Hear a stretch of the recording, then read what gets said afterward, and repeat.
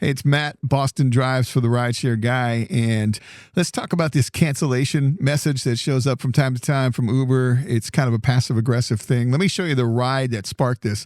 I had gone on a nature hike because I don't know, I was sitting at the airport, I saw the ride, and it was a good one to a place I haven't been in like 5 years. I said, you know what, I'm going to go up there and just see the sights. I went up there, had some tacos. It was a nice little break. I encourage you to do that from time to time.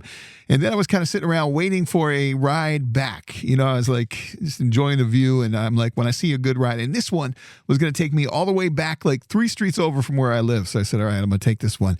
And then as soon as I took it, the messages started coming in, and you know that's a red flag. And in this case, I'm like, all right, that's fine. And then, oh no, it's for her brother. And so I pull over to Google it and see what I'm getting myself into, and it's a recovery place. Now listen, people that are in recovery are my personal heroes. I applaud them and I encourage them. But now we got a situation where, why does this guy not have his own account?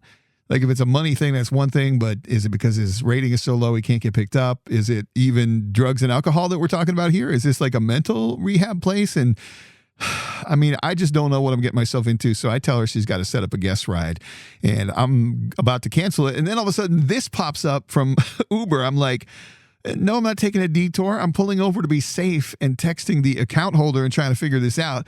And as I'm going in to cancel the ride, because I'm just going to move on with my life, she cancels.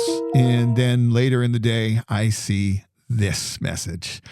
Yep, the passive aggressive, make you feel guilty, make you question yourself next time you go to cancel something in a potentially dangerous situation. It's not fair. It's not right. It kind of ticks me off because it's so unnecessary.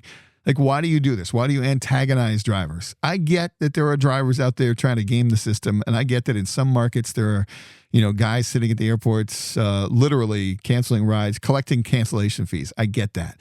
By the way, I then went into the app and did the auto fare review, and look what they promised me, 5 something, and look what they actually gave me. Once again, the app lying to drivers. Like, how can we trust anything that they say? As my friend Jeff says, driver trust with the apps is hanging by a thread, and they're not doing anything to help it. I love driving rideshare. I love connecting with passengers. I love driving. I love getting people where they're going. I love making the extra money. Why do I have to make it so hard? Is this something that bothers you, or am I off in left field here?